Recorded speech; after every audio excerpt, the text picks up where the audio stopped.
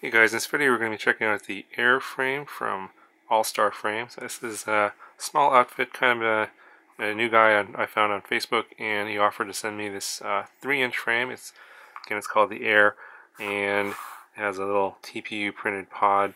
It's for obviously micro-sized cameras, the 19 by 19 size, and 20 by 20 flight controller stacks.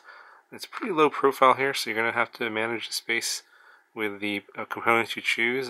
It does have little cutouts here for your receiver antenna, and a nice big cutout here for your AXI UFL antenna if you want to use one of those with your video transmitter. But very minimalistic frame here, very light. It's 4mm carbon on the bottom plate, so it's got pretty skinny arms here, but it should hold up pretty well in crashes. It's fairly stiff.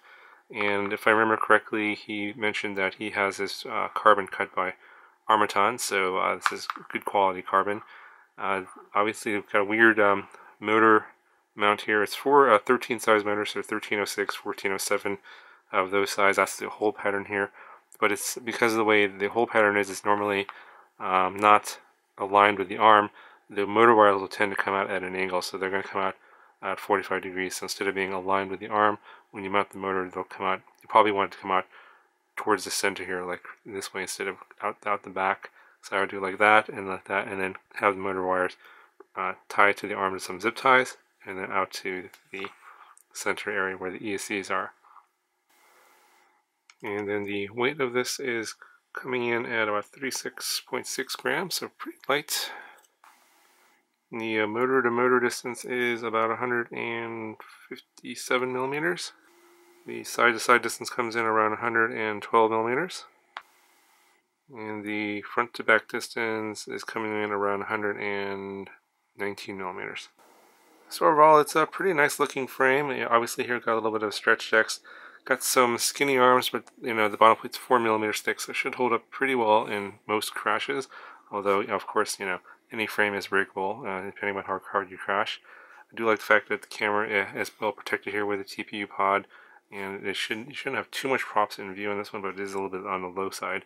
Wish there was a little bit more height to this pod so that you could have a little more freedom for your electronics. But if you're a careful builder, you should be able to get that in there. Another thing I just noticed here is the way the cutouts here on the side next to the flight controller are. It looks like it's going to be pretty nice for a battery strap, although I would recommend filing down these edges here because it's pretty sharp.